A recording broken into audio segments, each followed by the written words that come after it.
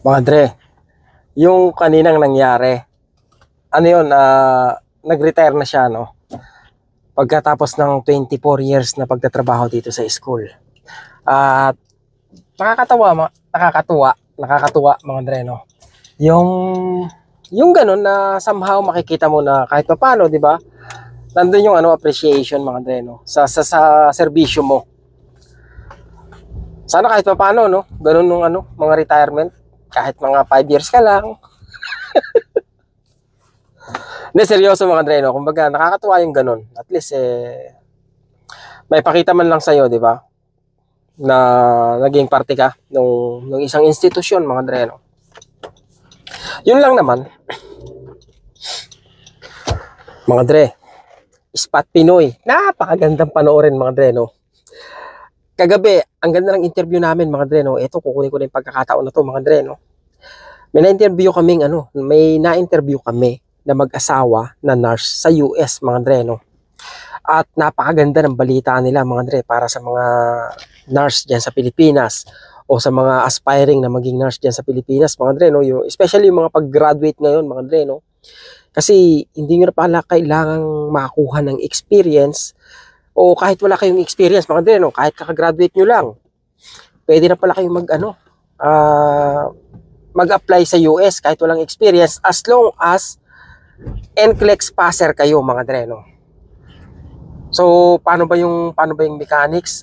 Ganito po, no? Kumbaga, pupunta kayo sa mga nagpapa-exam ng NCLEX, mga Dre, no? Tapos, i-assess nila yung education, mga Dre, no?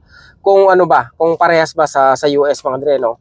Pero basically raw, pag graduate ka ng Bachelor of Science in Nursing, mga Dre, kumbaga halos parehas lang daw yung kumbaga wala nang kailangan gawin. Pwede ka na mag-nurse sa US basta nakapasa ka sa NCLEX, mga Dre, no? So ang kailangan niyo pong gawin yun nga, pagkakuha niyo ng NCLEX, pumasa kayo, punta kayo sa mga Dre, no? Punta kayo sa Andrea Jedge TV o kaya ngayon pa lang, mga Dre, dalawin nyo na yung channel ng Andrea Jedge TV, mga Dre, no? Kasi yun, I think itatackle nila ron yung mga ilang bagay tungkol dyan sa pag-a-apply sa US, mga Dre, no? Hindi lang daw mga nurses, pwede rin yung mga PT o kaya yung yung may sinabi silang isa yung nadisgrasya ka pagdating sa trabaho, mga Dre, yung ganun. So, yun ang hinahanap nila, mga Dre, no? Yun yung kinukuha nila. At maganda nga kung nakapasa kayo sa mga exam na meron sila para maging paano ba? Qualified kayo sa pag-apply sa US, mga Dre, no? Puntahan niyo po yung Andrea Jedge TV, mga Dre, no?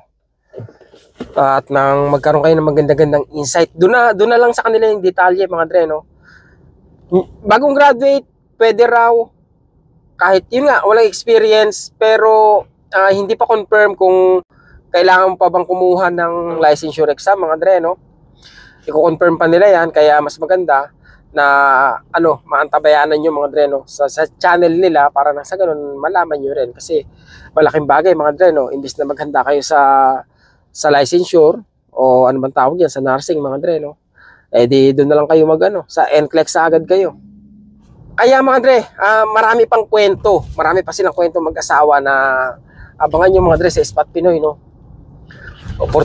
Opportunity na to, mga Dre, no? Para sa mga nurses natin dyan sa Pilipinas na sobrang nagtitiis sa hirap, mga Dre, no? Na hanggang ngayon hindi pa natatanggap yung ano bang tawag doon, yung dapat na ibinigay nila doon sa mga sa mga nurses na dumuti nung panahon ng pandemic. Hindi pa raw nakukumpleto ibigay yun, mga Dre, no? Pambihira. Kala ko sumayad Kala ko sumabit na, mga Dre, gumasgas na Okay, pupunta muna ako sa Walmart, mga Dre. Tingnan natin, baka makausap natin si Jonathan, no? Ayaw na makipag-usap, mga Dre, baka maibik May eviction daw This is like extra strength. Your phone cannot leave the voicemail. Yeah. Maximum. You called me, huh? Yeah, we call you. Yeah. The phone number is your cell phone number? Yeah, that's my phone number. And you don't have the voicemail? No. Yeah. We have something like if you want, we can send like a message for you to Mhm. say that it's ready. Like, Okay. No problem because sometimes I'm too busy to come here. That's why. okay. Yeah. So Anyway, thanks. Yeah. you need a bag? No. No, no, no. Gamot sa allergy mga dre, no? Sa ilong, tsaka yung tablet para para maniwala kayo sa hindi. Sa lapad ng ilong ko mga dre, nagbabara pa yan. Di ba? Bihira, oh. Sa laki ng butas ng ilong eh, nagbabara pa. Ganun talaga mga dre, no? Ano ba makikita natin dito? Tingnan nga natin. 440 mga dre. Hindi ako makapag-Uber kasi alam niyo ba yung ginawa namin ngayong araw na to? 14 na aircon mga dre, yung ilang kilo ba isa yun? Basta 14 na aircon na malalaki mga dre, no? 6 na malaki, 6 na medium. Mula sa ground floor, dinala namin paakyat sa 4th floor mga dre, no? Walang elevator yung school. Kaya mamayang gabi bago ako matulog, inom na ako ng ng Tylenol. Ay, sorry. Kasi ang sakit ng katawan ko mga dre, no? Ano ba? Naghahanap ako ng mga dre, no? Yung maging pwedeng panglagay sa panglagay sa hamburger. Kasi meron kaming anong tawag doon? Meron kaming patty mga dre, no? Na basically yun, lagay mo lang sa tinapay tapos meron kang ano ba to? Sriracha ranch. Masarap kaya to? Dressing, vinaigrette. Nahanap ko sana yung spicy na mga dre, na pambira. Kainis. Spicy na mayo mga dre, no? Okay, mayo ketchup. Thousand Island dressing. Ito pala, di ba? Ito pwede na to mga dre, di ba? Yan, no? Masarap kaya to. Great value. Tingnan ko mga dre, no? Tapos bili lang ako ng tinapay.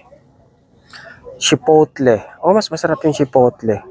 Sauce style mayonnaise type dressing. Ito pala, meron silang burger sauce, oh. Ito na lang kaya, no? Ito pala, burger sauce, eh. Hindi yan na lang. Huwag na yung Thousand Island. Hellmann's. 547. Ang mahal naman na ito pala. Mahal ng hamburger na to. Burger sauce. Pwede na siguro to. O kaya pwede na rin sa usawan to, mga dre. Naiisip ko, di ba?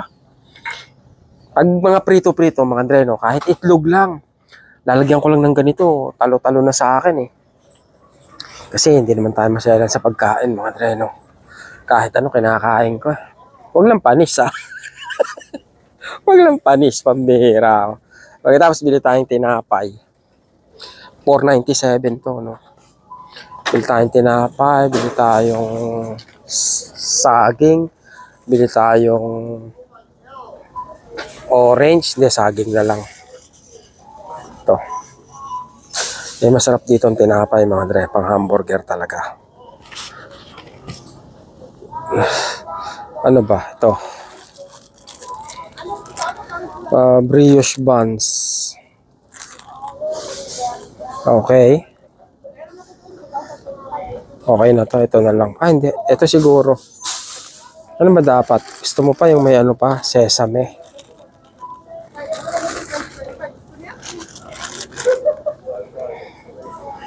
Sige, ito na lang. Tapos saging.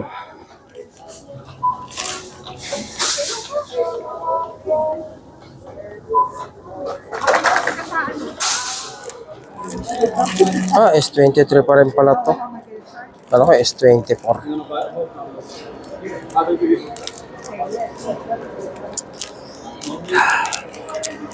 Sarap magpalit ng cellphone, mga dre, no? Ay, pera lang talaga wala, eh. Kung naghahabol ka sa modelo ng cellphone, wala kang mapapala, eh, di ba? Kasi taon-taon naglalabas sila ng bagong modelo ng cellphone. Kung gusto mo palit ka ng palit, wala mangyayari sa buhay pag mga dre, no? Kasi hindi matatapos yung paghahabol mo eh. Bilis mag-update ng technology, di ba?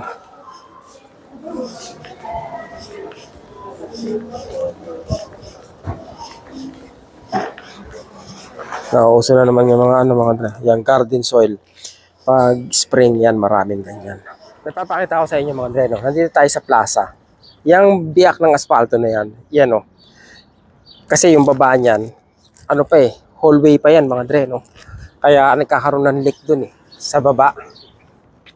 Pag mga ganyang asfalto na, tapos may underground, mga basag-basag na asfalto, panigurado maglilik eh. Kasi nakakapasok ng maigi yung tubig eh. Yan, parang kailan lang, di ba? Diyan tayo nagtatrabaho. Sa awa ng Diyos mga dre, no? Talagang napakabuti ng Panginoon mga dre.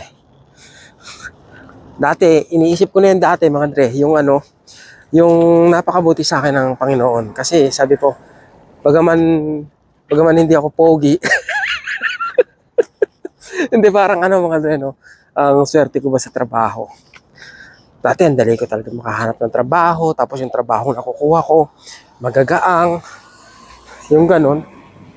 Pero lang yung nag-janitor ako. Pero okay lang. Kasi nga janitor yung mga dre, nung una kong trabaho. Ang first job ko mga dre, no, janitor sa sa Magnolia.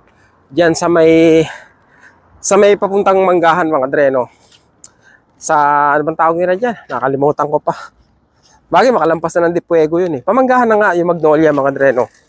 Nag-janitor ako diyan ng mahigit isang taon mga dre, no. Nagsimula ako ng November 1996 after kong gumraduate ng high school. March 1996 gumraduate akong high school. Pagkatapos nag-aral ako konti sa STI mga dre, no. Tapos tumigil ako, tapos nagtrabaho na ako mga dre, no, diyan sa Magnolia noong November 1996, 1997 hanggang 1998, mga April yata umalis na ako mga dre, no. Tapos yun, pero okay din. Kumbaga ano ba, hindi dati kasi ayun ang mahirap mga dre, no. Pag ang trabaho mo sa Pilipinas, mga ganong klaseng trabaho, parang ang baba ng tingin sa ng tao, di ba? Pero dito sa totoo lang mga dre, no, kumbaga pantay-pantay kayo mga dre, no. Kaya at least dito hindi ka na parang hindi ka man tawag yan mga dre. Yun nga, pag hindi maganda yung trabaho mo, hindi maganda yung status mo sa buhay pag nasa Pinas ka, di ba?